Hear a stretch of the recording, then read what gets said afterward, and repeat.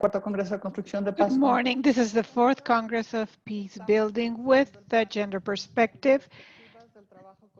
And we're starting with perspective of work with survivors of gender violence for the conciliation of a culture of peace. This is organized by the Organization of Upper Education Groups, UNITES, and we're very happy to have this panel. We have with Director General from the Ibero-American University in Mexico City. And we give the floor to Araceli so she can address us. Good morning, everyone. It's a pleasure to see that this Congress is moving. It has been a wonderful experience because of all the contribution and all the work that is being done from different countries. That makes it so rich with respect to the work that we're sharing. On behalf of Universidad Iberoamericana, I welcome you and I want to thank Ana Núñez, the National Association of Universities as Institutions of Upper Education, to having taken a step forward and organized this panel. One of the things that I've mentioned is that the wealth of this Congress of Peace Construction with the gender perspective has to do with the work that networks that has come from this Congress. Peace building cannot be different when we work in favor of peace. If we don't do this, it would be so complicated. So on behalf of the university, we want to thank for UNITES to be here. And we can see that this is so important. And also to thank for the work that of so many people that have made it possible. We've seen throughout the different weeks, following all of it, looking at the different organizations that have joined us. And I want to, even though we made it public at the beginning, but once again, I want to thank Adianes that has made this effort and allowed us to join and to be in so many places with Dr. Ana Berlotes that leads this university. She has been committed to this project. Without anything further, thank you, Annuities, and to the members of the panel that are here, because this makes it richer as an institution, as a country, and also to continue building alternatives in this world that is so broken and so full of violence, and we need to contribute. But we have to do something from our own spaces, from our own possibilities. So thank you so much. And I wish you that everything is very successful and that it brings us forward. So let's do this for our universities. Thank you.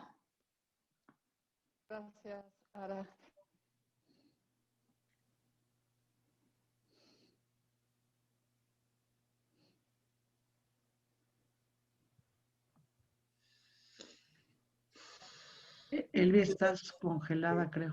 Muchas gracias, maestra. You're frozen. Thank you for the presentation. We're having some technical problems from the internet. So thank you for your presentation. And I'm going to read the resume of Ms. Hortensia Sierra. She has a degree in international relations from the ITSM, also with a master's in humanities She has studied justice and peace training in the past few years in mental health and community health. She has studied in bodily therapy. She has managed all of this, strategies for problem solvers, gender, individual trauma, collective psychotherapy. Currently, she's coordinator of the group of priests of Anuyes, where she works from the Center of Investigation and Perspective for Security, Justice, and Peace. And she would moderate this interesting panel. Hortensia, you have the floor. Thank you, Jorge. Good morning. Good morning, Dr. Elvia, to the entire team at Ibero. It has been really interesting to follow you. Besides thanking you, I want to introduce the members of the panels today. I'm going to be introducing everyone. We're going to be listening to everyone. And we're going to see this topic in different perspectives. And we need to provide feedback. I want to welcome our professor is Sandra Garcia. I'm so glad that you accepted being here. She has a degree in criminal science by the National Institute of Criminal Sciences. She has a specialty in public administration and human rights in Public Administration Institute and a specialty in education for peace by the Inter-American Human Rights Institute. She has a degree in law with a certification by the Center of Study in Justice in the Americas in the processal reform.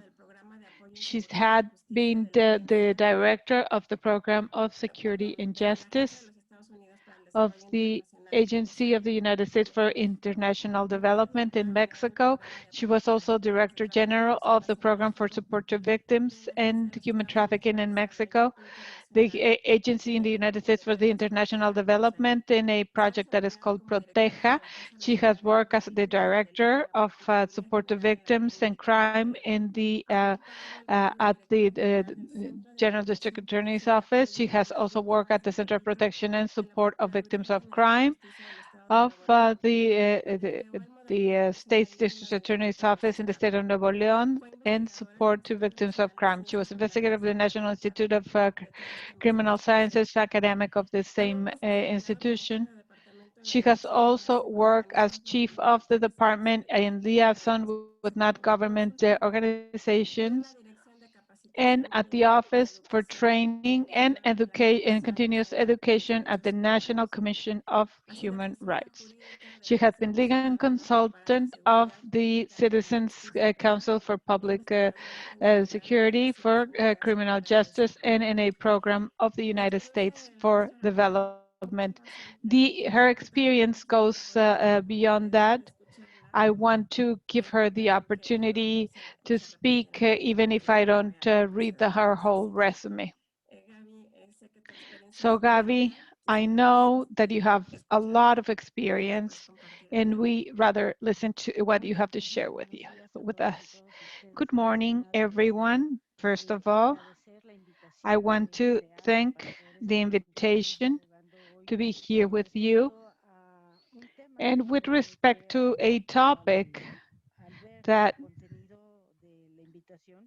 when I read this invitation, I can see that there are huge challenges like gender violence and everything that has been done with respect to the process of victim survival, and also to talk and reflect about our work in the country in order to talk about the construction of a culture of peace. If I think I have the opportunity to show this. Let's see. Can you see this? Okay. I know, and I've been listening to you in some of the participation at the forum, and we have seen introduction of the culture of peace, the theory of violence, And specifically for what we have here today, I want to take on what has been established by the UNESCO as the definition of the culture of peace that talks about the set of values, attitudes, behavior, and everything that has been established in specific spaces based in the topic of the support to life, because in order to talk about the culture of peace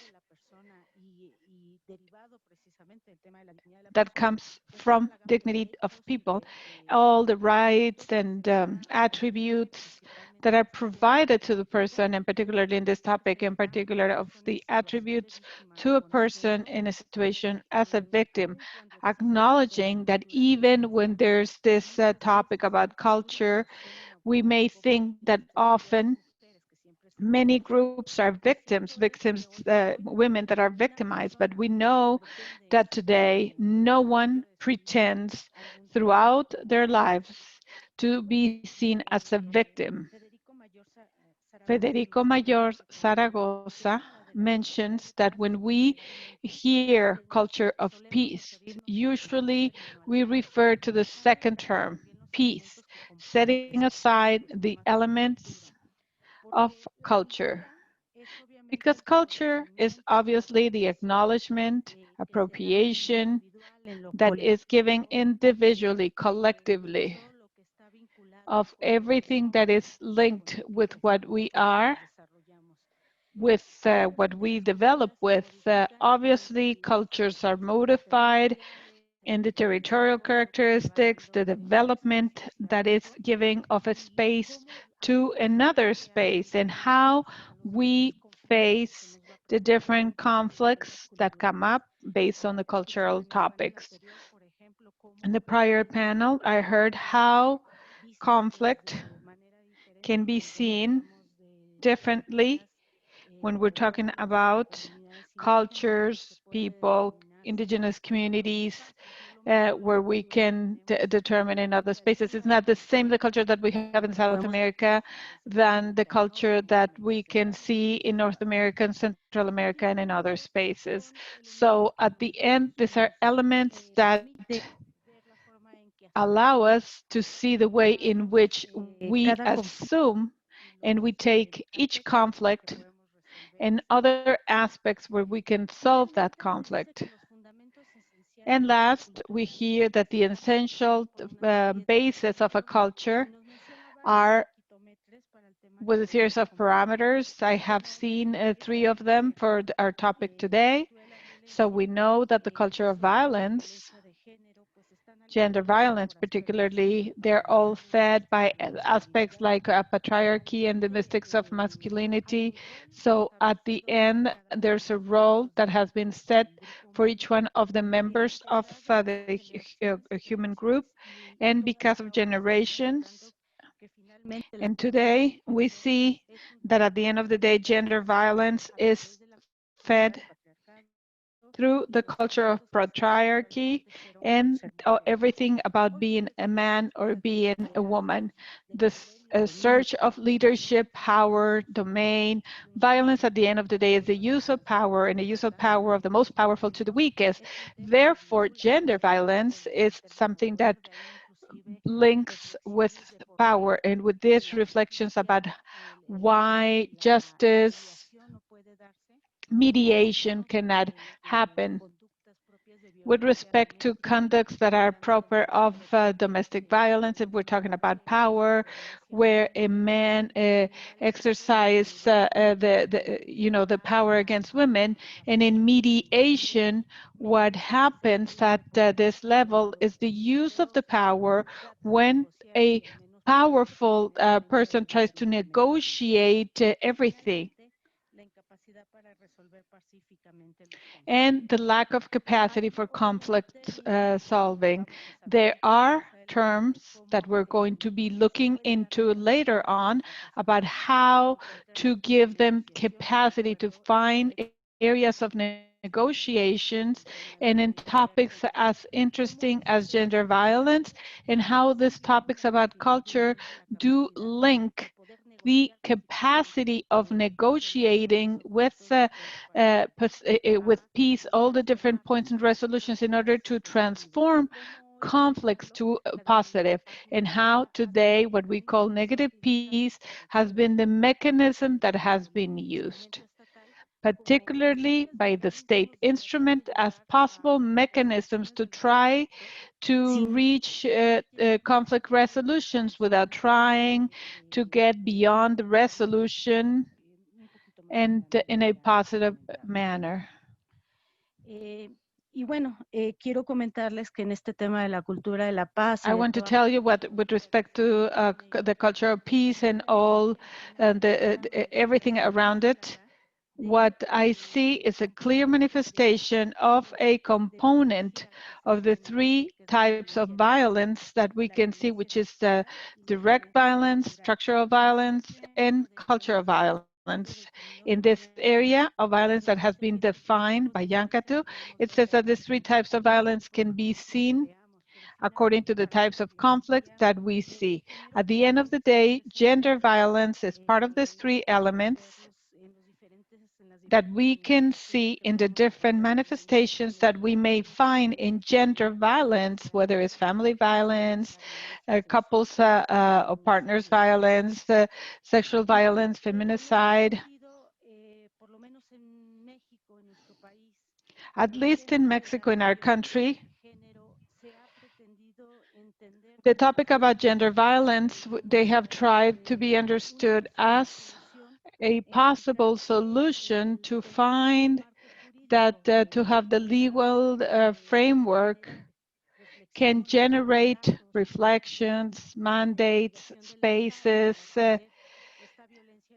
from the government to take care of this gender violence. And it's difficult, but it's enough that we have the legal framework and to establish the actions these actions of violence have to be cared for. What's true is I'm convinced that we can have the perfect legal frameworks, but this do not help if at the end this is not translated in the right design of public policies, programs, financing of these public policies can be taken to reality. And also we can have good public policies, and if at the end of the day we do not have with the operators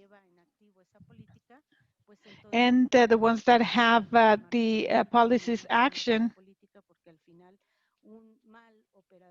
at the end of the day, an ill operator, an operator that does not know how to act properly can really neutralize everything else. So at the end of the day, we need to take into account that a good legal framework is not going to be any good, and it's not going to be acknowledged if it's not seen as holistic, as something complete to build the culture of peace. As they said at the prior panel, this needs the commitment of everyone to take care from the competence each and every one of them. In this sense, as history, Mexico has been one of the countries that has more international instruments,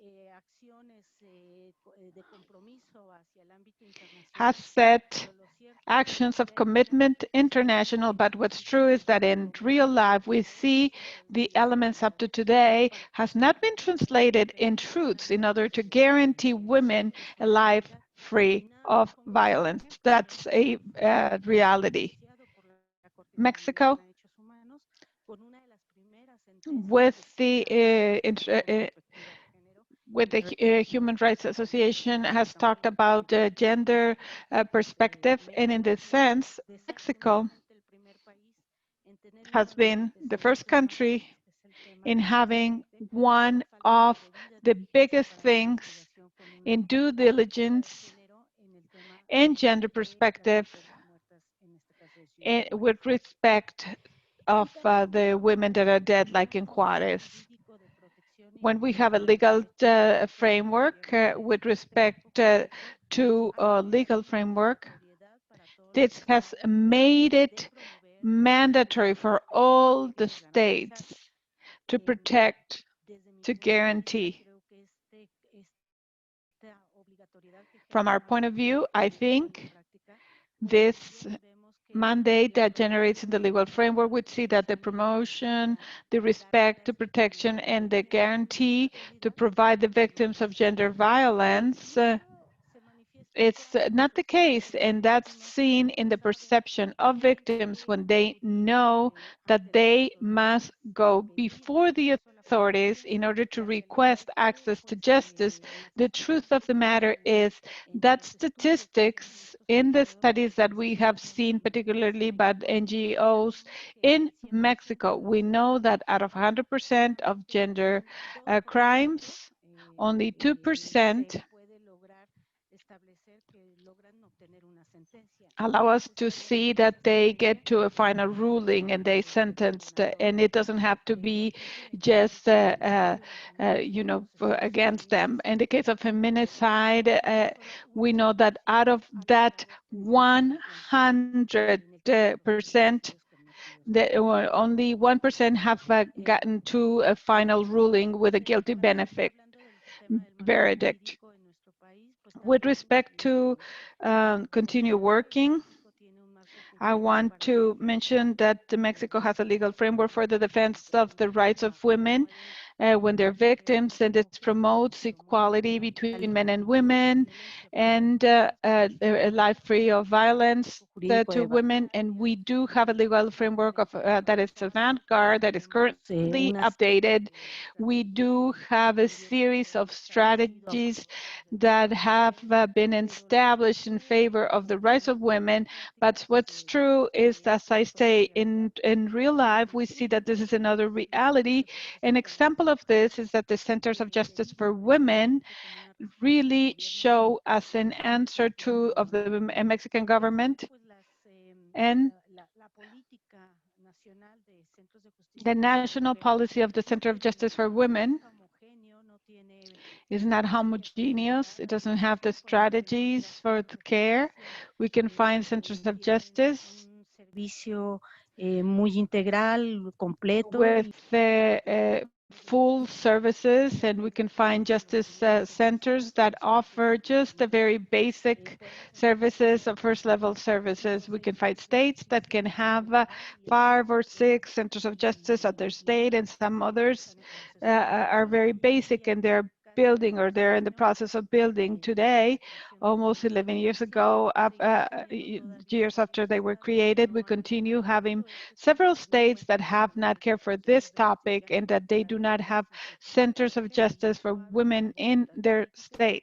And this talks about the political will, about the commitment that they have with respect to talking about a topic that is in the agenda, that is under discussion.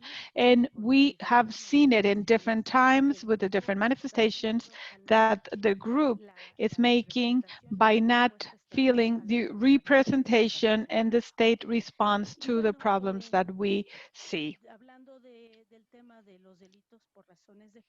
With respect to crimes for gender reasons, this is very complicated.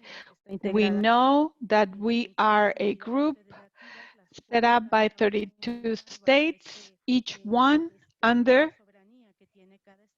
the sovereignty of each state, with their own criminal code regulating their own crimes in a way that each state considers proper. When we talk about gender crimes, it could be what we see in Mexico City today. It might be a crime in gender area, and it could be where feminicide is legislated. It's different in Baja, Sonora. The lack of having the legal framework that allows to regulate the behaviors that are better for the state to be sanctioned. And this gets rid of the possibility of victims to access to justice. There are states that can have feminicide sanctioned in a broad manner, and states that continue discussing whether they have it or not, that it has been considered as feminicide, and on the contrary, they're looking to go back, and we have authorities that nowadays discuss that feminicide is not a reality, that it's probably the crime of homicide, that it becomes worse because of the subject. As a reflection, I leave you this. What is the difference between having a crime of feminicide and homicide? Well, homicide is a crime and feminicide is a crime and human right violation. From the time that we don't see this as comprehensive of the topics that we deal with in gender violence, we minimize and we leave the victims unprotected, completely unprotected, getting rid of, with the possibility of not having a full exercise of their rights. And as a result, the question is, how do we walk to a culture of peace, to building peace, if from the state acknowledgement of what we must see to the rights of people, these are not being established? And we can see it in general in the politics of gender in our country. We see up to date the topic about poverty, and we know that overall the group where we see poverty even more is in the group of women. Today, with respect to the use and the court, puntos de poder y cuántos hombres seguimos how teniendo. many women we have in power and how many men we have. So the graph where I think that feminicide is the most extreme manifestation of violence against women, as the analysis of feminicide, I think 10% of the victims of feminicide are women, are girls, 0 to 5 years old. And we probably don't realize that when we're talking about these figures and when we talk about the neutrality of the response of this to this type of cases, we seldom can be talking about reconstruction support that allows the victims to go from victims to survivors. Last, why is it necessary to speak? Because we have to include gender equality to promote the processes of development of peace. Because to be able to work, and when the societies acknowledge this equality and they start working in the egalitarian areas, they're working to protect and to guarantee the rights of women. They're working to cut down the gaps between men and women and to eradicate gender violence. I think that very seldom, you know, we have a situation like what we are right now. We're at a crossroads, and we can speak about a process of construction towards peace when we have circumstances that we don't have an acknowledgement, when there's a minimization of what we see today with gender violence, specifically of very specific spaces like this. I think that in order to speak about peace, we need to speak about access to justice. We cannot have peace building, or we cannot take the first steps towards peace if we're not talking about people to have the acknowledgement of access to justice. Peace means personal realization and acknowledgement of the dignity of people, to acknowledge them as subjects with rights, legitimate aspirations, and that they are satisfied and they are cared for. In this sense, I think that in order to speak about peace, we need to speak about what we need to do as society, what we need to do as a state, what we need to do as a country, and what we need to do as a community in order to acknowledge that victims today must have access to the truth, to justice, and to repair in order to walk towards peace. But we can see a group an important group of women in the world that have done it for a long time as they fight to acknowledge their rights, as they fight to access that justice. And I finish my participation by saying that today, the topic of working for women and by women, this is an instrument that has been in the world flowing and being an element of construction for peace. Thank you so much for this first intervention. Thank you so much, Gabby, for this excellent presentation. We have questions and answers, yes, but I do want to look into a different perspective before generating discussion, another working perspective with victims and violence survivors. That's why I will now give the floor to Silvia Aguirre. Let me tell you about Silvia Leticia Aguirre Lomeli. She has been trained for many years in tautology, logotherapy, resilience, human development, and spirituality. Also in suicide prevention, self-destructive behaviors in teenagers, mediation, counseling, spiritual accompanying, theology, psychogeology, and social project development. She belongs to the Family Center for Integration and Growth. She is director executive, and her organization, CEFIC, has cared for over 30,000 people, boys, girls, and teenagers. And she works with kidnapping victims. She works with rehab centers, schools, universities, shelters, and other civil society organizations. She trains in different resilience models, and another issue she will tell us about. Some of emotional regeneration, healing the wound, and other projects she will be sharing with us.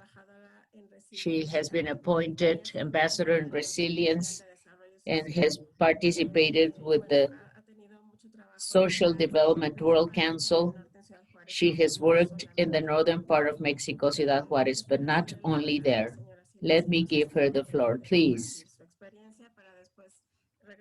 Later, we will go on to Dr. Ursula, and then we go on with our panel. Thank you so much for inviting me.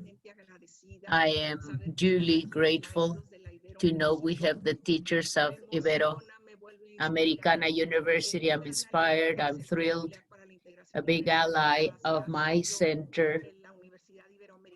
Always have we found at the Ibero-Americana University, especially Father Javier Escalante and Silvia Sanchez Araceli Moore and many, Carlo Clerico Medina, excellent human development teachers that have been a watershed in the history of institutionality of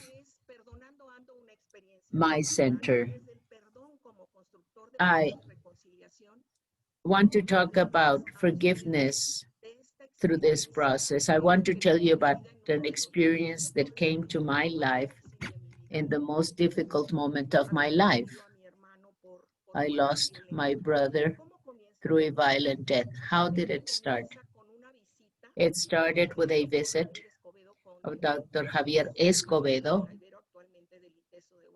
Now he works at ITESO of Guadalajara, but he was teaching at Ibero at that time. He proposed forgiveness and conciliation. And this has to do with the proposal made by Espere. And I know that this was done under Father Leonel Narvaez Gomez. There are so many experiences, but I don't have too much time.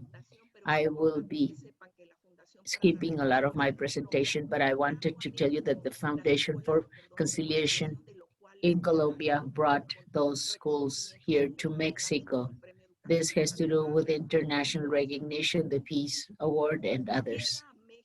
in Mexico. It arrived in 2004, exactly through Father Howe of the Loyola Monterrey Cultural Center. After that, it came to Ciudad Juarez in 2010. By then, I had an important loss in my life. You can read it right here. This is my brother Jorge's death. The context we had in Ciudad Juarez was well known all over the world. 2008, 2009, the most violent city in the world. Femicides were known all over the world. Hundreds and hundreds of women killed, disappeared. So then we started in my center with a thanatology area, trying to console and give consolation to people. Over 2,000 for the first stage. We were a parochial group. We were not formally created yet. We had studied thanatology, and this was accredited by the Mexican Thanatology Association. We found people wanted to find an answer. We worked with 9 families who had relatives killed. We worked with teenagers in the Calderon administration, Mexico, a lot of grief, no answers. In this situation, this terrible experience came in my life in 2011. My brother Jorge Ernesto Aguirre Lomelí, a pediatrician, a doctor, urologist, and surgeon, was attacked by people with the intention of kidnapping, and he was stabbed to death. I had studied thanatology. I was studying logotherapy. I wanted to find a sense to his loss. He was an extraordinary person. He had 2 offices, one in Colonia Libertad, which is a very poor, low-income family area in the city of Tijuana. If people didn't pay him, that was right. This was his social work, which was extraordinary. And another one in the river area of Tijuana, where people could pay for his visits. So I was going through this grief, but I didn't know how to manage my grief. Thus, the forgiveness and conciliation schools arrived in Juarez. I went through this experience and I found the answer. Not only the living answer, but the transcendental, behavioral, and emotional answer that I was to use. This methodology has 11 sessions. The first ones have to do with forgiveness. The second one with conciliation. Yes, I'm going to try to briefly explain my experience in this session from obscurity to light.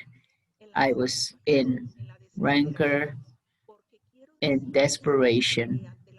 I was desperate because when my brother was killed, well, justice was served, but justice was not enough for me. My oldest brother, Pepe, was parliamentarian advisor in local Congress. 5 murderers were detained in 48 hours. What was happening to me?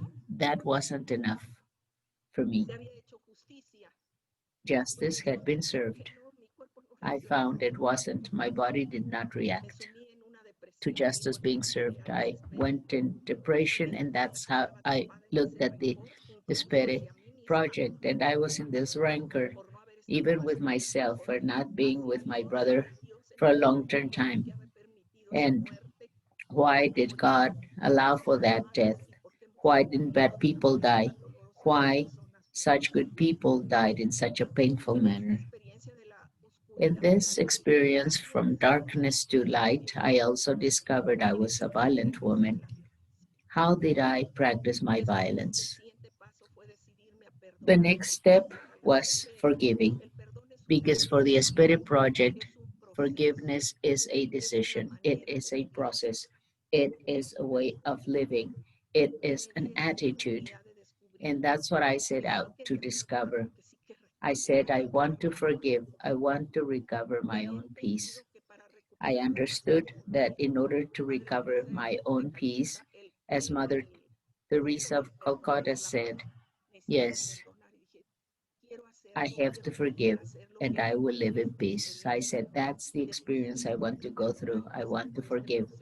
After this process, after I had forgiven, I had new eyes to see life. These new eyes had already helped me discover my three wounds. This is the 3S methodology. What had mainly affected me was my sense of life, my own self-assuredness, and my relationship with others. I was not trusting anyone. I would be suspicious of everyone, including my family. At the beginning of this new experience, I realized I also offend people. I discovered how I offend, conscious and unconsciously. I offend people. So I started my process of forgiveness and conciliation, not only for violence. It's not just a matter of being a survivor. You have to be resilient. I took the mask away and I looked at pain. I took this mask away from being the victim to be resilient. I discovered all those learnings I was having within myself to share with everyone in Ciudad Juarez going through the same situation. The next step has so much to do with human development. 5 special certificates on the Ibero University on alliances and partnerships. I started understanding the offender, pillars of human development, empathy, consistency, and acceptance. It was a puzzle in my head. Everything came down to my heart and emotions. I had the strength to act and do something, not only for myself. I was doing it for everyone around me in Ciudad Juarez with similar stories, even more painful stories than mine. And in this stage of forgiveness, the last one in this methodology was cleaning chains and breaking away from those chains. How do you do this? Through writing. I started writing, and by that time I had the version of everything that happened. I started writing letters on my brother's situation. Why did you do it? I remember people were asking. And by writing, I started something always new. Now, the why and for what. This has to do with forgiveness. It is the fragrance of the violet and the heel that is trampling upon the violet. That's a wonderful thought. Not only for me has this experience been important. Forgiveness has been an experience for many people. Forgiveness and conciliation. We have 4,000 beneficiaries, and we have opened those workshops for teenagers and adults, but also peace meetings. I remember a small school, New Land. It's a peace school.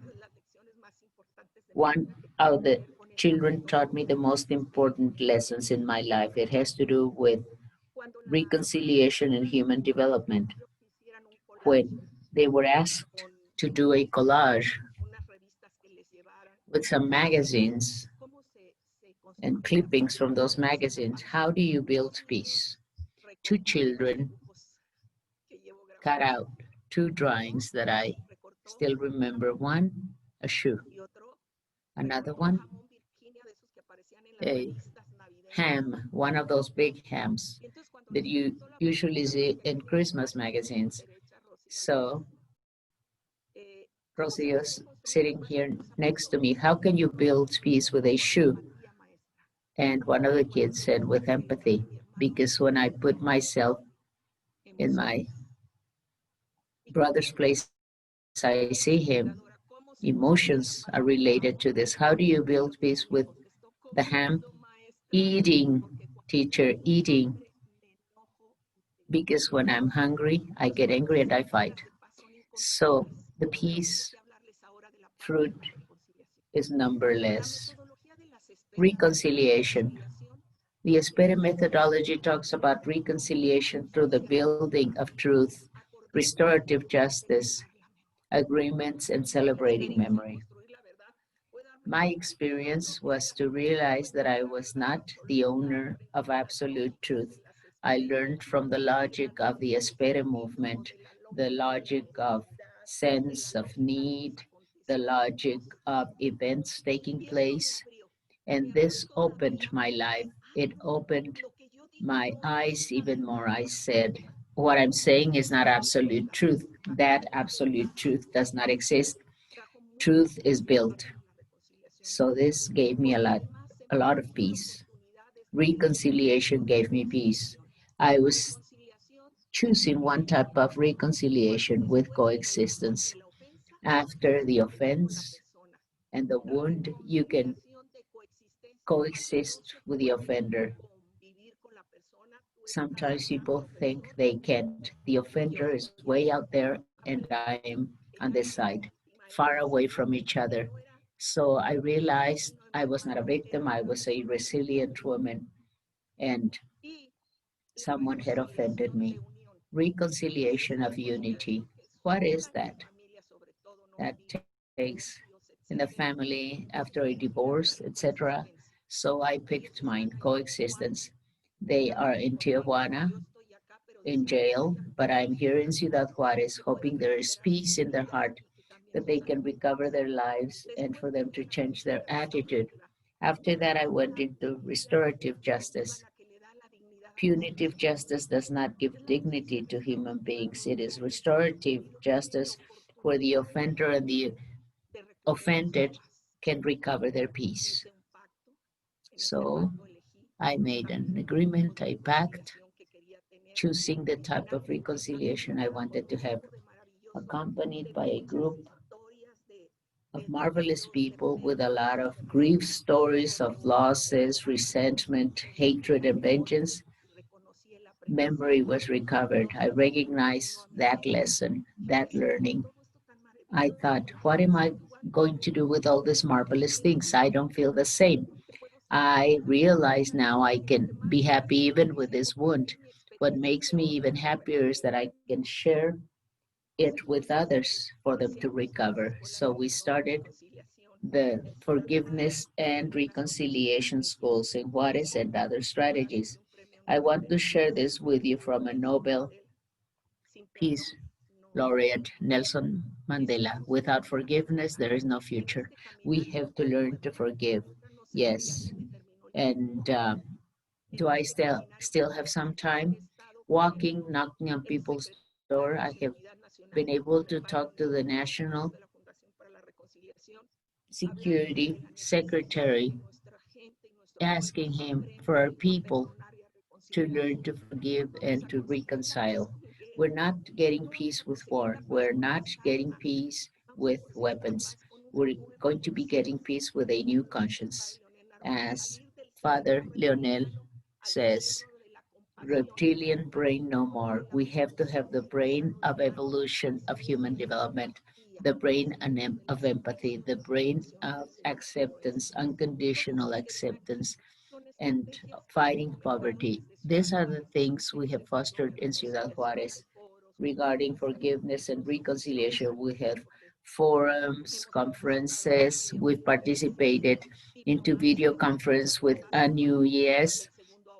We have the second workshop with ITESO Guadalajara, but we've been having workshops with restorative justice of Peru, workshops for boys, girls, adolescents, adults. The best workshop we had is the power of the family, a silent revolution. And this workshop comes from our restorative justice training, finally knocking on people's doors, listening to a judge saying, what else can we do? We said public policies. Maybe you've heard about public policies in this fourth conference on peace building. What about bills to be discussed in Congress, but this is the one born from the biggest wound, from the heart, the general legislation for culture of peace and reconciliation. Right now, you show it to you here. It is in Congress in the Security and Justice Commission. We've organized and founded 4päZ, which is the Peaceful and Social Well-Being Committee, where we are working with 3 strategies. The third one, I'm responsible for it, fostering peace, reconciliation culture in our community. In this committee, we have doctors of the Northern Border College, University of Ciudad Juarez. We have mayors participating with us, to local congressmen, Mr. La Rosa Hickinson, and also a federal congressman who is the one who took it to be discussed in the federal Congress. He and his substitute are working on this. We're knocking on people's doors so that from our heart and from the deepest part of my heart, for us to share my process of healing and recovery, for no one to be alone with his grief, with her grief. So from my heart, I want to thank the Iberoamericana University for the book on experiences for the reconstruction of social fabric in a context of violence. I want to thank all the professors that I have mentioned. This book is about to come out. We're just working on final details. Thanks to the Iberoamericana University and Dr. Celia as well. Very special thanks. We're now promoting culture of peace in our entity, and the National Mexico Technological School is working on peace and reconciliation. We have attorneys working on the bill in Congress, and the newspaper in Juarez called El Diario is also working on peace culture. We've had a campaign for 2 months. There are maquila industries that are interested in promoting this in their companies, and many more people who have, where we've been knocking on doors, because we are sure that without forgiveness, there is no future, and the fruit of forgiveness is peace. Thank you so much, Silvia. Yes, let us go on with some comments here before giving the floor to Ursula. Please, if you have any questions or comments, give them to us, send them to us, so that we can share them with our speakers. The first thing has to do with what Soledad Gabriela said, that to work within this perspective, first we have to have a person's dignity, vis-a-vis the gender perspective. Would you like to comment on this? For instance, on what Gabriela said, discussing an issue is not the same as, for instance, femicide and homicide. They are not the same thing. One is just a crime when it's homicide, and the other one, it's a crime, but also human rights violation. In this process of forgiveness, reconciliation, and restorative justice, we can also highlight gender perspectives.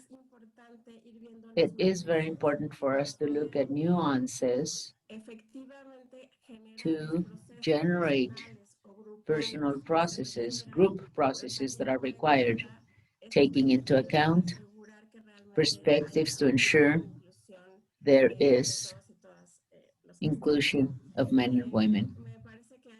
I think 2 very different perspectives are being mentioned.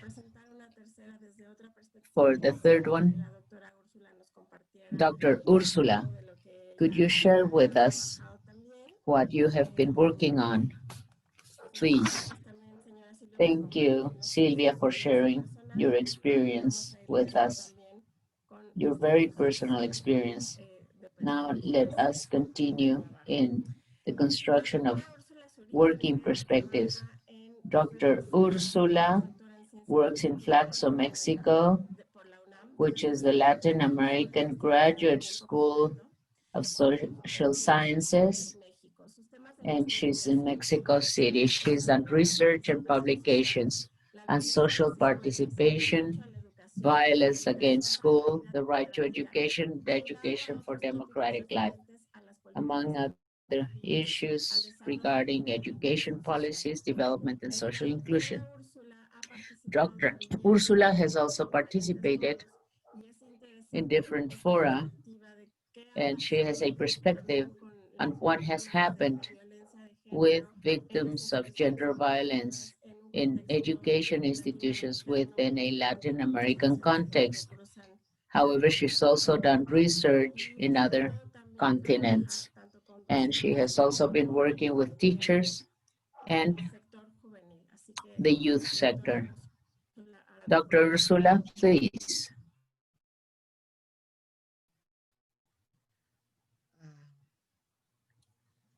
Hola, ¿qué tal? Me da mucho gusto. With you. Thank you for inviting me. I want to thank the organizers of this fourth conference of peace building from a gender perspective. And Hortensia Sierra, I have been collaborating with her, and I have been so happy. I'm so glad I'm part of this group. In Anuyes, it was created over a year ago. I don't clearly remember, perhaps because of the pandemic or other things.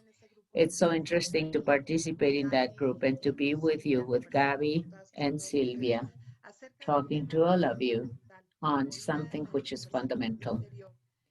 The previous conversatory spoke about dilemmas we're going through in different countries, in our region and the continent, global experiences for peace construction with a gender perspective, particularly this one that has to do with perspectives on working with victims and survivors of gender violence to strengthen a culture for peace. This is a big challenge in our societies because a lot of what has been done is part of the construction of concepts that allow us to make different phenomena visible. Phenomena related to gender violence, where women, girls, youth work every day and live every day within the family, the relationship with our partner, in communities, in politics, but also many other spheres, as for instance, through access and use of services, healthcare services, cultural services, transportation services. This is an element that crosses all our dimensions because it permeates everything. This is the structure of our relationship, boys, girls, men, and women. This is not a secondary issue. It has to do with our gender perspective, and we've become beings with a well-defined identity, with expectations, aspirations, etc. I think this fight of decades and centuries surely is accompanied by many other experiences lost in history because they were not documented due to relevant issues in our lives. For instance, learning to read and write, getting a job, deciding who we're going to live with or get married to, having a loving or friendship relationship, up to participating in important actions in our society. So this has been ever present, and all this is part of our identity.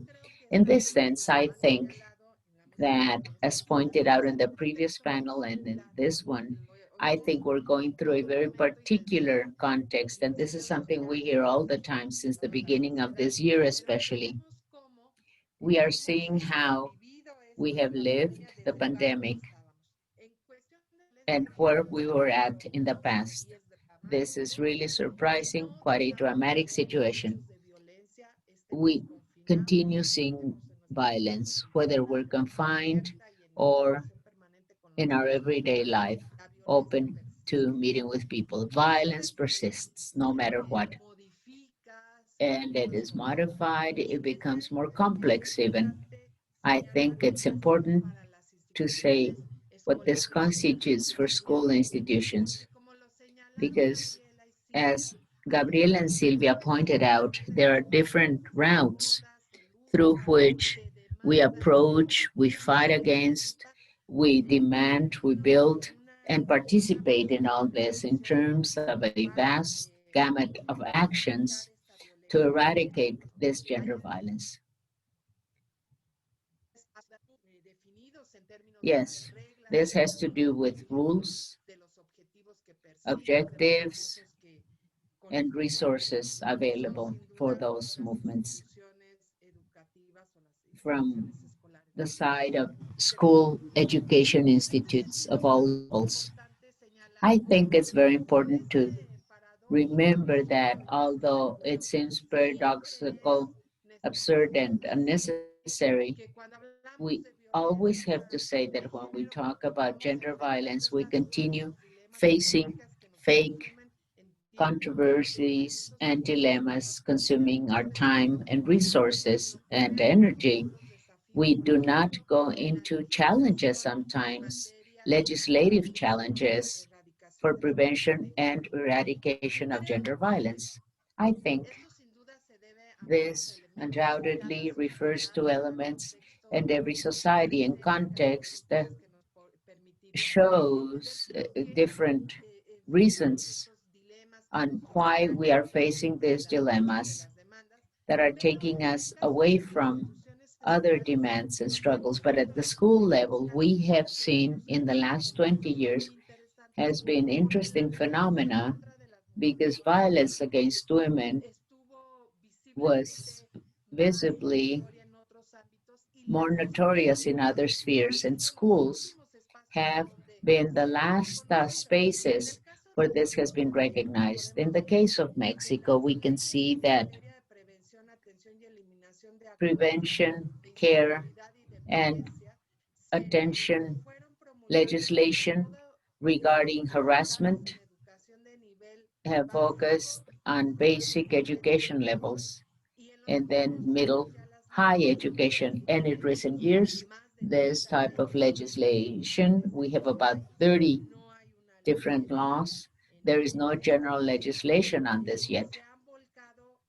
Those laws are going to those levels of schooling, but now we're talking about all education institutions in the 32 states of Mexico. This legislation comes from very particular environments related to making school violence more visible, not because this is a new phenomenon. There are many paradoxes. People are asking why is more attention being granted to this problem.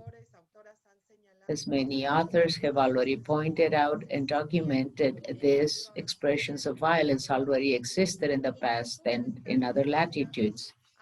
They are not associated to societies with weak democratic levels, or that are, this is not related to just certain socio-economic and cultural segments of the population.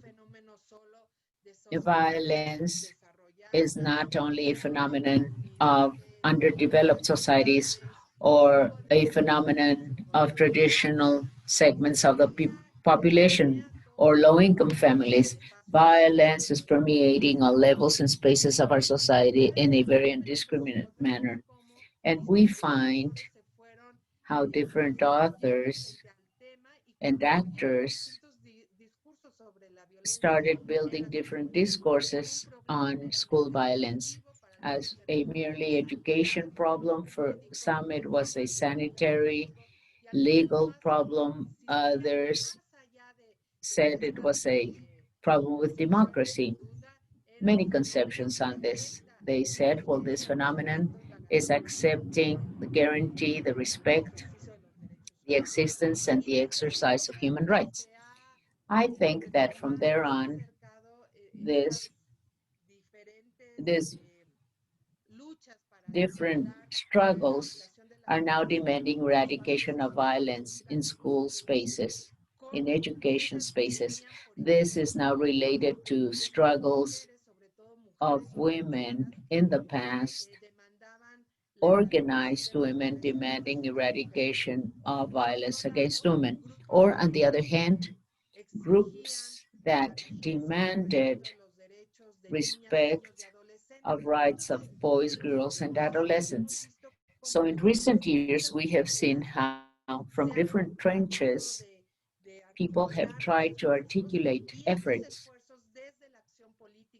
from political action organized in a very broad sense, not only at the partisan level. All this has been translated into new legislation ensuring respect and the exercise of human rights. These tasks are not easy. As Gabriela has already said, there's a major task related to how to legislate, from where do we legislate, and how do we conceive problems. In this case, for instance, violence in schools, and a good part of those school years since the enactment of those laws 2006, 2008 in Chihuahua, up to legislation enacted a few years ago. For instance, in Oaxaca, the Chihuahua Law 2004. In all those years, we can see that at the beginning, people thought violence was only violence that boys and girls were going through in schools. That is violence published in the media with attention of public opinion, bullying, or school harassment. This is just one manifestation. However, the general legislation of a violence-free life, it recognized for the first time teachers' violence, and this gave it a different scope from what other legislation had been. So this gave it a different outlook, because this violence from teachers to students in general, particularly girl students, as the general legislation of access to a violence-free life for women, that had not been taken into account. So we see changes now, progress being made, although slow and very costly in terms of what social struggles are all about in Mexico. But we do see placing these issues on the agenda to show that we have to demonstrate that this is not only a problem of women or students. This is a problem of the entire society, regardless of sex, sexual preference, gender, and identity. This problem is affecting all of us, especially when in Mexico and in other countries, we have fights over decades to become democratic countries. So we see how as of a legal configuration generating different legislation with different spheres of competence and also different elements. The topic related to victims is there. How do we define it? Since this is a legislation, people are always asking, how are we going to implement this legislation? How will it become public policies and programs to reach established objectives? The education system in Mexico is very complex. It is a system with such characteristics that make this system very complicated. What about actions for prevention, eradication, elimination of violence? At certain levels, this takes place more than on other levels. For instance, we have many subsystems in the education system. There is no maximum authority that can implement this efficiently, unlike what happens in basic education, where the Public Education Ministry of Mexico has the necessary attributes to do it. And also the state education ministries can implement policies and programs.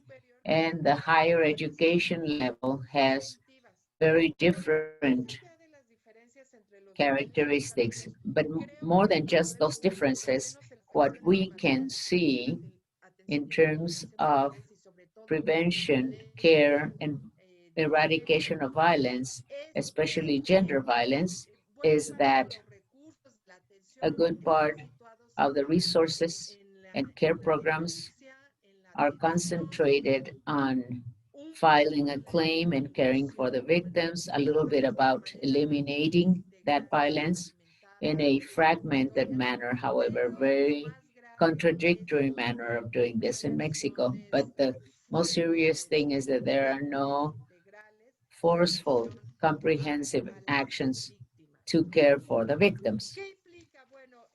What does this imply? As Silvia just told us from her experience showing the dramatic character of facing a situation at a personal and family level, like she just told us about, is that caring for victims, most of the victims in Mexico, is done through actions that the victims themselves implement. However, now we have more actors and programs to care for victims in Mexico.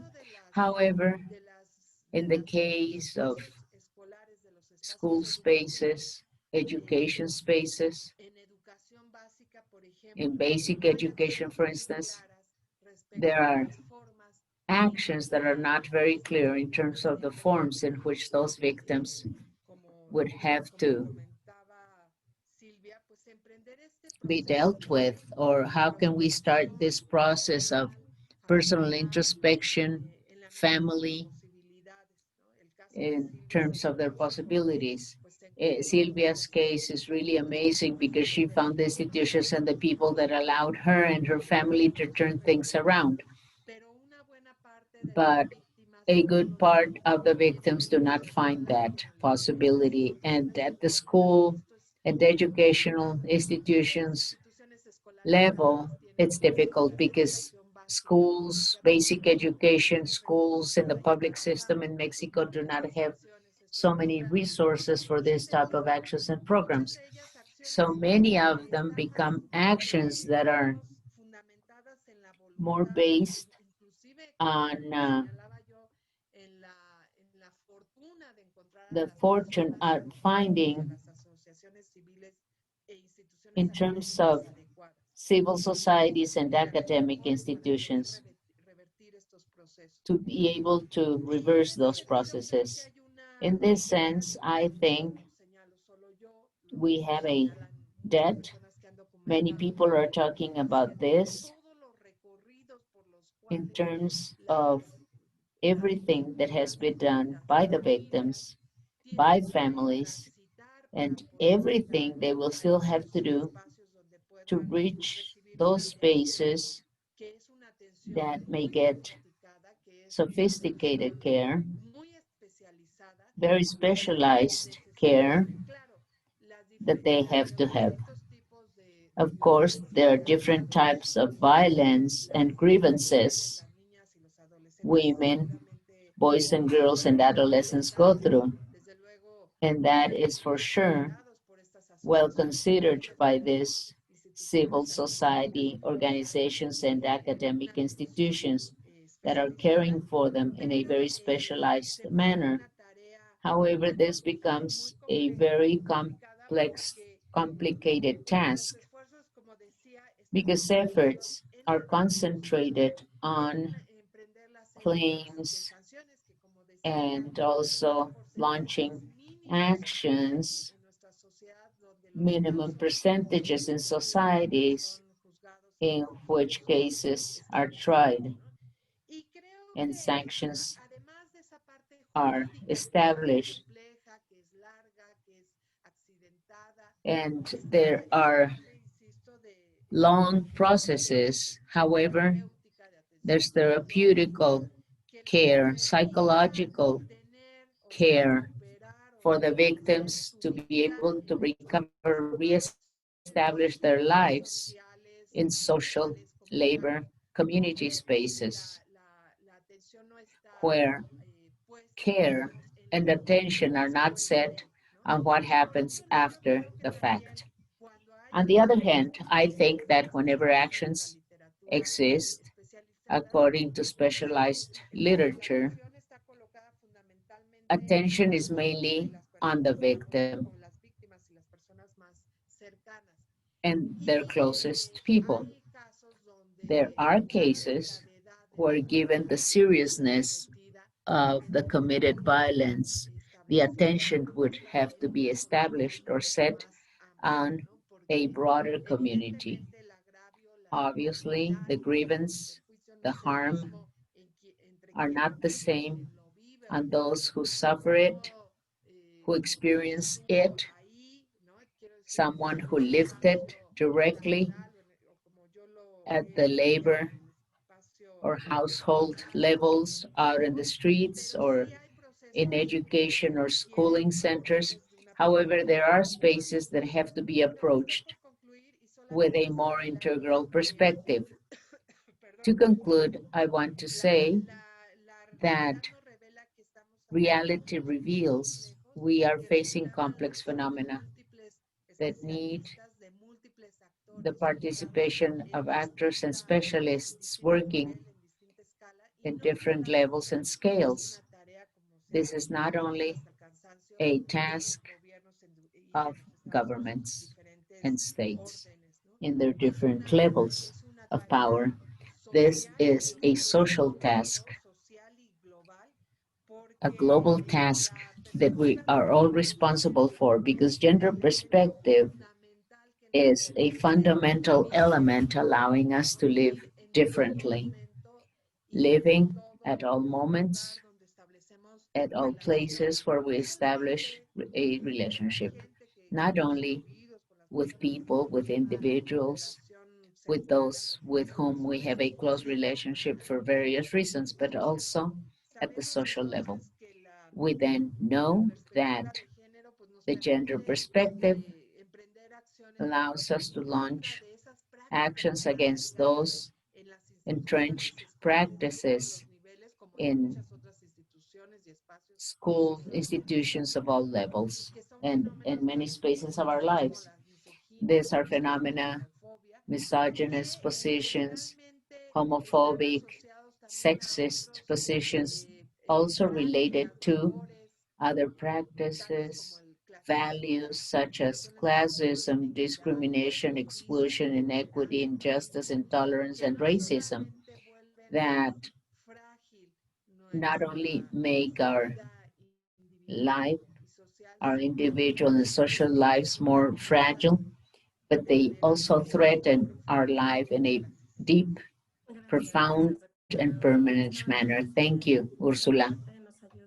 Well, this part is really helping us highlight our work where it's important for us to see things. Working with victims or gender violence survivors is a process implying many things you have already mentioned.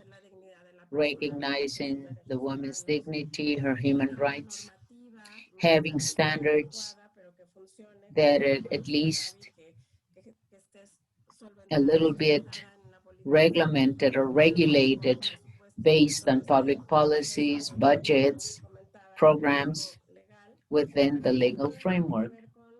This also has to do with having effective access to justice. For us to have access to justice in a satisfactory manner. And in this process, recognizing truth, celebrating memory, preferably from a restorative justice approach, with the possibility of each one doing their own emotional personal process. And resilience also, where it makes sense through our own spirituality, through a personal process that does change from one person to the other. But the important thing is to have the right to have that space and accompaniment. All this can be done also with a gender perspective or without it. So my first question, on one hand, we have the process we have already discussed. But the question I have on this, if anyone would like to answer it, is everything you've said. How do you experience, how do you accompany, how do you operate all this with a gender perspective approach? Because it does make a big difference. How do we implement this process with a gender perspective vis-a-vis a method without the gender perspective? Could you comment on this, please? If you allow me, I want to share with you a reflection. Generally, today we talk about elements that have to cross over and be part of government decisions related to integral care for gender violence victims. When we talk about gender perspective, that means recognizing actions, differences, and roles established for decades now in terms of what it means to be a man or a woman. What are the implications? We have built ourselves, we have constructed ourselves, we have to deconstruct ourselves because we recognize we are different and those differences imply different roles for men and women. When we talk about gender perspective, we are saying that we have to realize that the way to be a man or the way to be a woman in this world has marked us with behaviors for each, and those behaviors, those cultural, social assignments are for each gender, and that establishes this part to determine behaviors and forms of life. So when we say that today jurisdictional authorities, the public prosecutor's office has to investigate with a gender perspective, that the judge has to try with gender perspective, this means we have to recognize those gaps in cultural, social construction of men and women. So if we decide, for instance, that you, a woman, you have been assigned the role to be submissive, quiet, beautiful, then those actions have marked the way you behave and the way you are. And finally, the result you now face vis-a-vis each one of your concrete behaviors. And this is translated not only in justice, but We now talk about gender perspective, education perspectives, and planning with a gender perspective. I'm talking about government plans and programs. They have to have a gender perspective. People are now saying this. This means it's necessary to label, design political actions designed through this difference. If we do not recognize this difference, this has to do with gender equity, and I'm talking about the recognition that we are the same in rights but different in cultural actions. If we do not recognize this difference, we cannot talk about having access to the same living conditions because you're not recognizing that difference. And when you give the same thing to everyone equally without recognizing differences, then you are discriminating against. There are public policies, for instance, as for instance, the special car in the metro for women, because it is now recognized that women through sexual harassment in the subway system. So is our body at the disposal of men? Can they touch us whenever they want? Does that mean they like us? No, of course it doesn't. So there's a new car in the metro system in Mexico just for women, so that we can now see how this has been recognized. Differences have been recognized. Thank you. Anything you want to add on this? Please, Dr. Ursula. I think that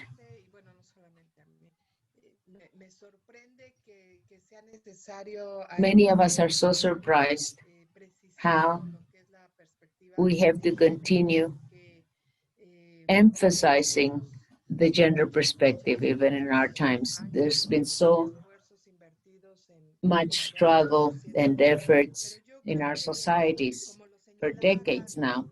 But as Gabby just said, if you sit down with someone and the other person believes there's a crucial difference between two people only because of sex, then there's so much to be done, still so much, in the sense that gender presupposes a difference, but also a disadvantage, a hierarchy where someone, for one reason or the other, that we know is merely biological, with a social contrast, believes they have the capacity to make decisions and to do things some other person cannot do.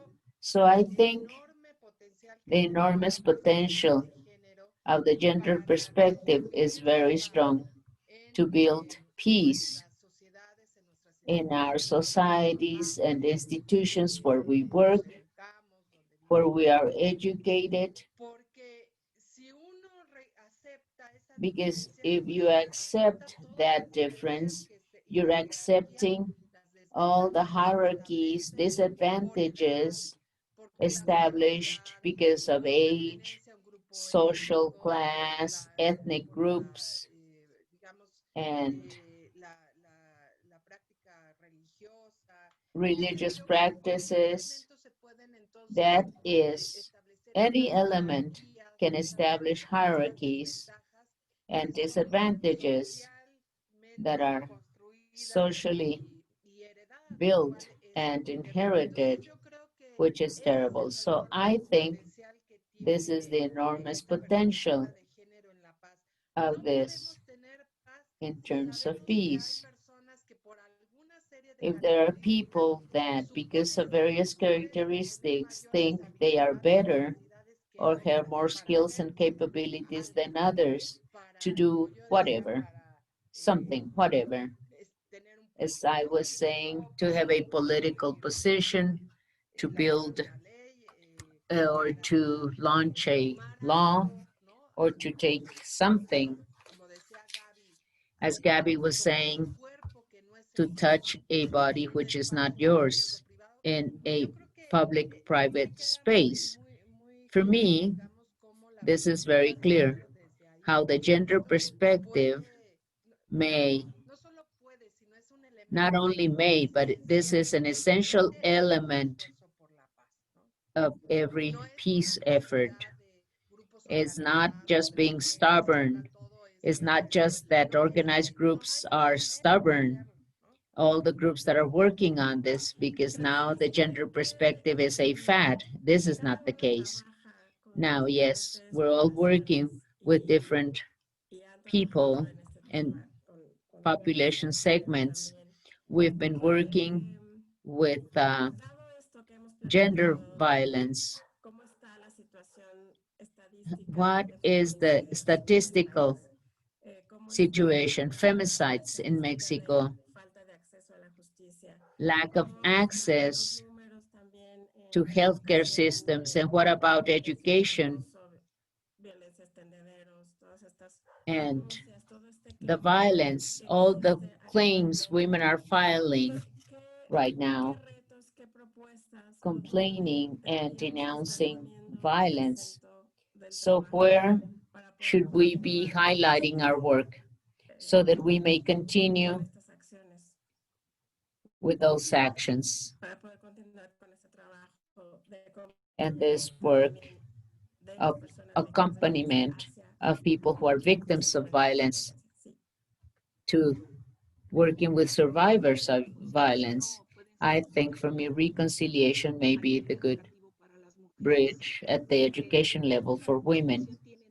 Forgiveness and reconciliation.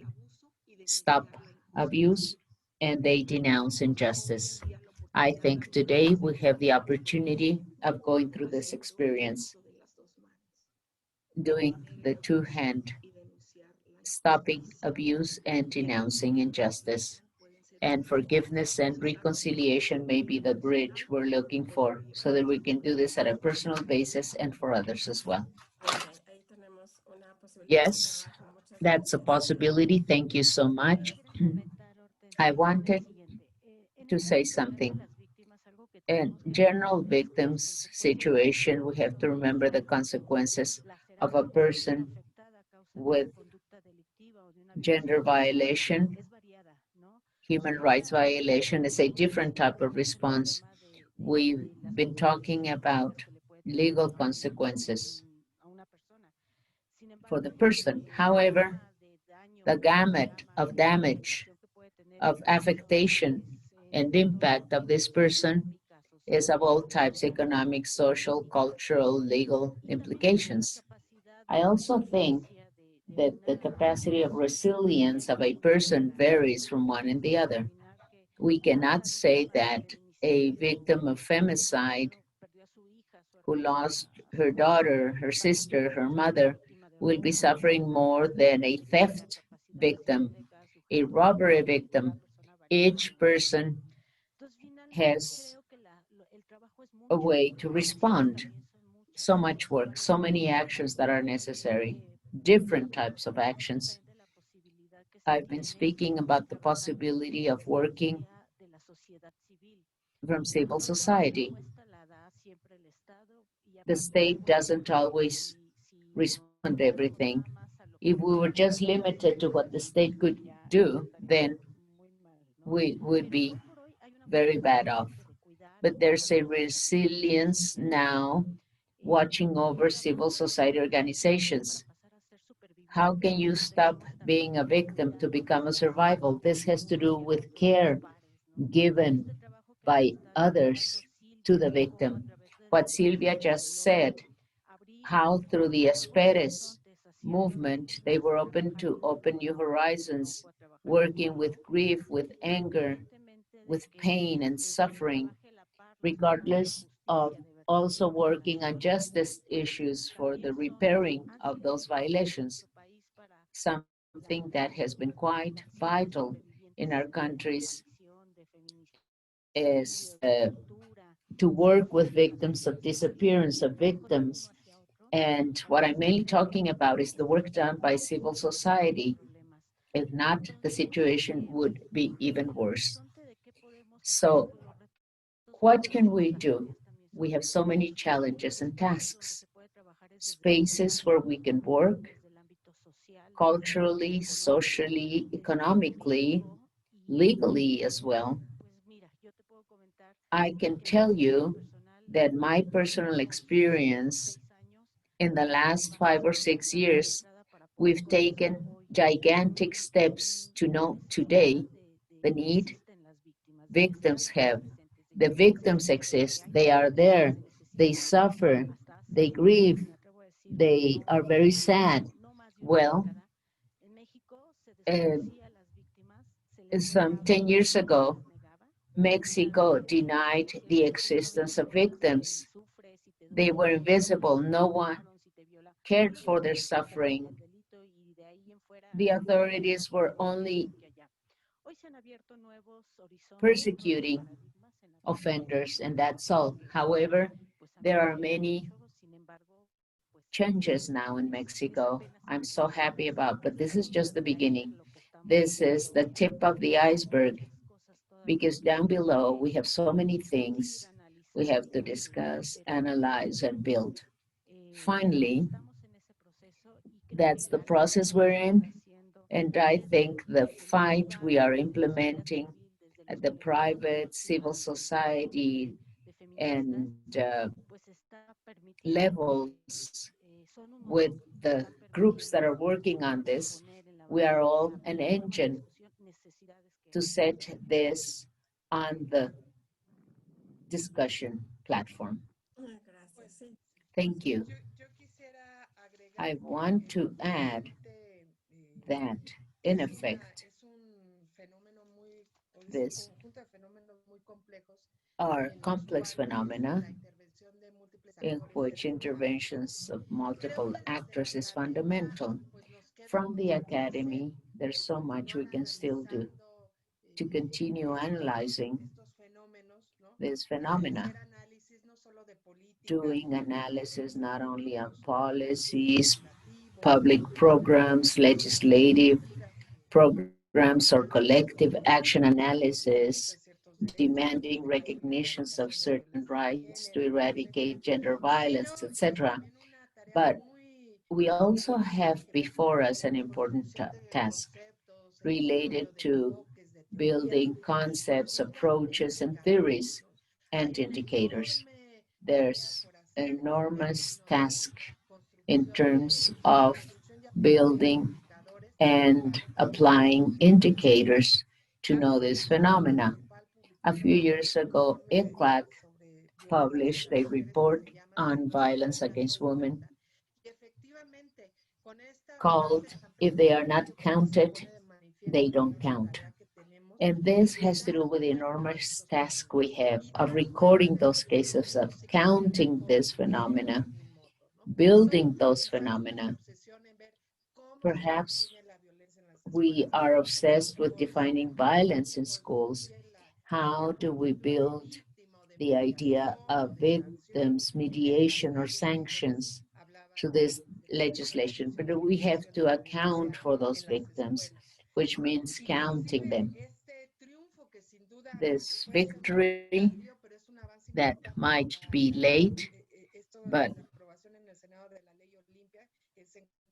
passing the Olympia legislation in the Senate, and this has to do with violence and sexual abuse through internet. And now in times of pandemic and expressions of violence that are now part of distance education, I think this is something very difficult to legislate on, not only in Mexico, but in many countries, especially legislation focused on school violence. I always use this example of a legislation in one of the states saying cyber harassment is only taking place when the person is doing this through the school computers. Well, with the passing of time, this is showing the limitations that exist to define such complex phenomena. How do you define cyber harassment, where when a lot of peers harassment takes place through temporary spatial references that are very concrete, material reference during school time and in a very specific place, the school. And when this is done outside the school and outside the school hours and with a computer that doesn't belong to the school, how can the school record that? How can they register that? So we have to record it, we have to register that and count the cases. Because then how can we talk about this? Things become increasingly difficult if we are not recording them, especially counting the cases, because there are so many voids that are exploding, and we find things are even more serious than we thought. I think in terms of research, of diagnosis, of concept building, discussing everything we have, there are so many enormous tasks before us.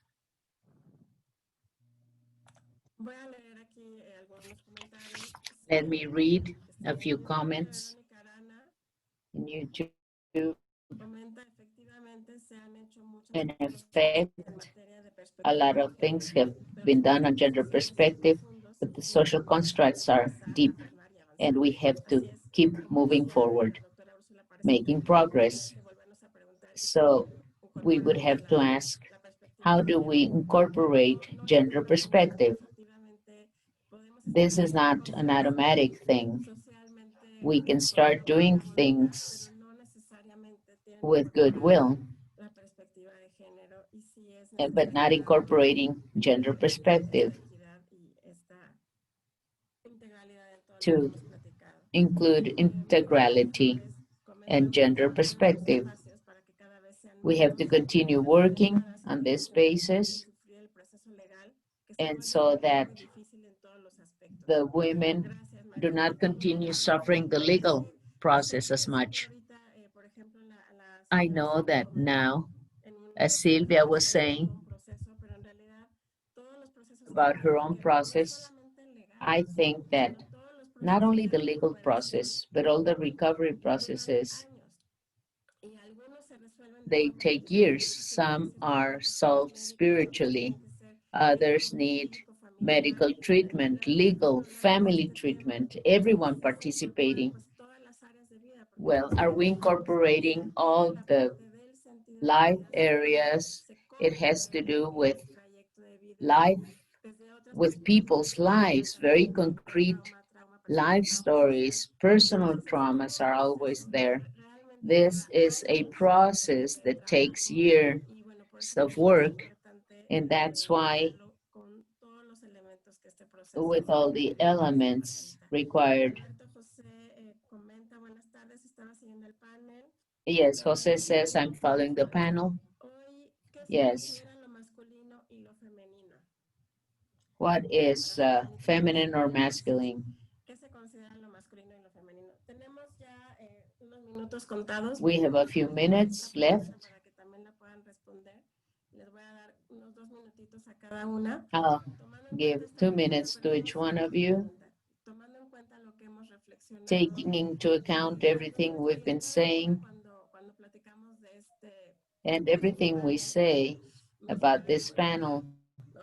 Well, how are we going to talk about this in this situation, in such a complicated context? Could you close using your experience? What do we consider as the feminine masculine context and the victims and survivors in Mexico and the world? Please, 2 minutes each to answer and conclude. Yes, Gaby? Yes, thank you. This question would take another panel for us to discuss. what I'm saying is that at the end, feminine and masculine is everything we built through social, cultural, and legal aspects, through sex issues, which is biological. This has to do with biological characteristics. Those are aspects that don't change. But feminine and masculine, well, that's the construction of the role we each have as men or women, as of our biological characteristics. I think this is a social construct because this is something we've learned, but we can unlearn it just as with cultural violence. This is something we learn. Violence is nothing we are born with. We learn it, and we can thus modify it for a culture of peace. And biases and feminine, masculine constructs has been taught to us. So when a baby's born, we know it's a girl, we give her pink gifts, and when it's a boy, blue gifts. Since we are inside our mother, we are assigned a feminine, masculine role. And this can be deconstructed. We can now talk about construction of new masculinities and femininities today. This can be done. So feminine and masculine is the um, assignation you have and you decide to have. How do you want to live, masculine or feminine? Do you want to do it through actions assigned to you to be a man or a woman? But it is in your hand to change those processes. And with this, we conclude, right? Yes, very fast. I want to share with you. I love fables, and this way I close my words. A king offering a prize to the artist who could show perfect peace, who could paint perfect peace on a canvas.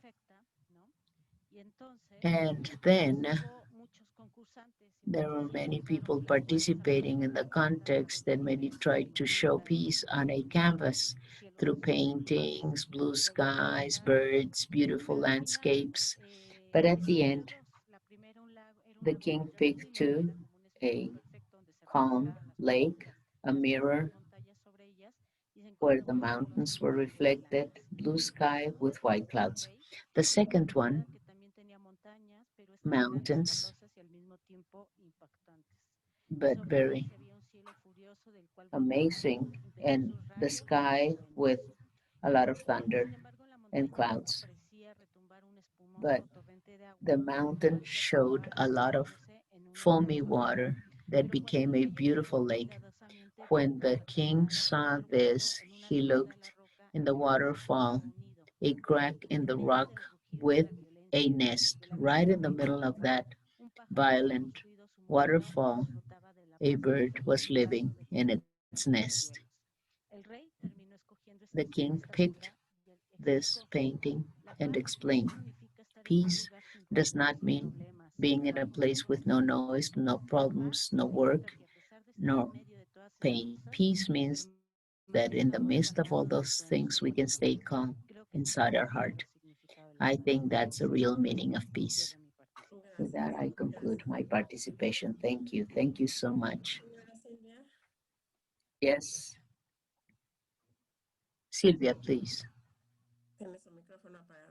Let me see. Can you hear me? Yes. I loved the fable. I think that in the midst of this storm of inequality, we can recover peace. Masculine and feminine, we all have both men and women inside us. We have to reconnect. We have to reconnect to continue promoting peace in our country. Animus and animos, they complement each other. Courage. Thank you so much. Well, this is a difficult question. Difficult to answer this question. I think it reflects so much of what we have to continue thinking. In effect, as Gabby said, feminine and masculine are built through a biological vision, which is socially designed and shaped with hierarchies and disadvantages. I think this dualist thought, that which is feminine and that which is masculine, perhaps we would have to look at it differently. We are all human beings, we are all persons, we are all people, we have differences and similarities. But I think the biological part does not have to mark our lives. It doesn't have to give us a path from which we cannot get out. I'm very enthused to see young people, boys, girls, who are trying to live differently. And that's very interesting. How, in this context, with violence, with historic struggles that do not conclude, as said in the previous panel, all these struggles favoring women are not won once and for all. We are permanently struggling for rights, for their recognition, because problems are growing more and more and becoming increasingly complex. These are everyday problems we face. In this sense, I think that we all have to change and rethink. As Sylvia said, this has to do with an introspection change. How are we seeing ourselves and others, regardless of the differences we have among us? I think that when we talk about gender perspective, of course, we do not underestimate, we do not ignore violence of men. That they are going through that is, but it is important to recognize specificity of phenomena as well as common elements.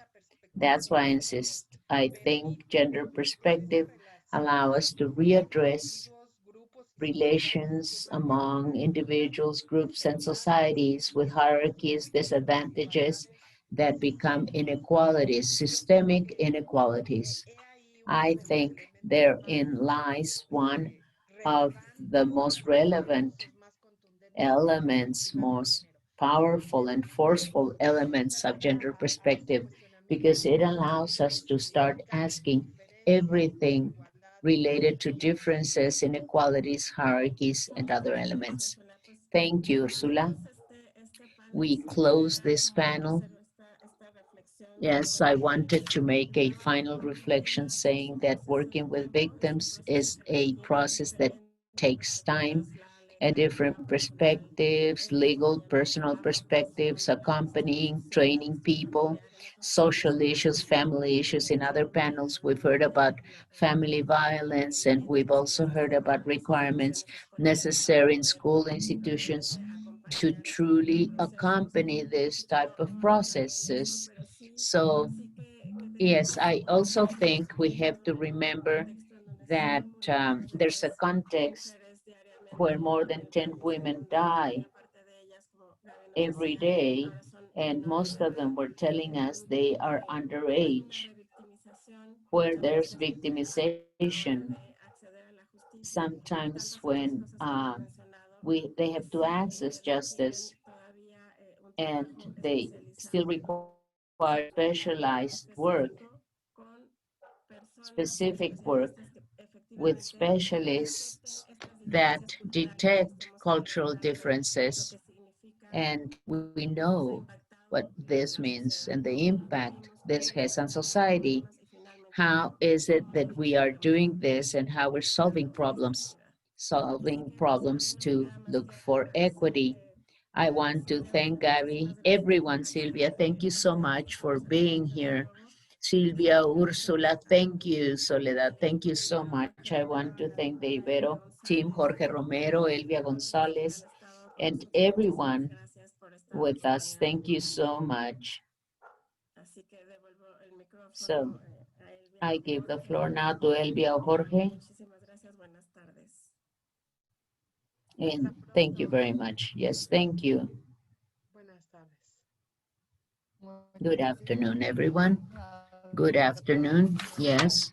Good afternoon, everyone. Thank you, everyone. We thank Anuyes, especially because we've discussed such important issues such as forgiveness and reconciliation, and the importance and the processes with a gender perspective, thinking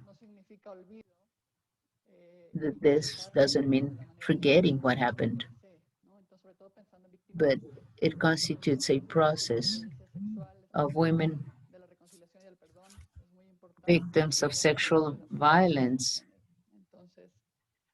and gender perspective. And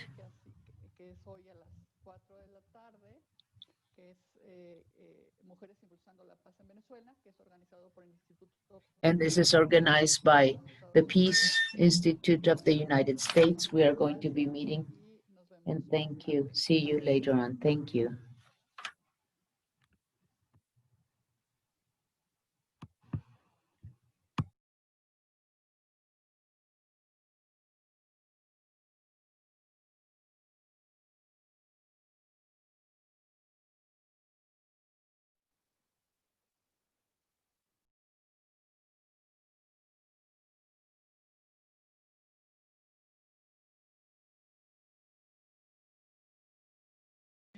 Y estamos fuera de YouTube.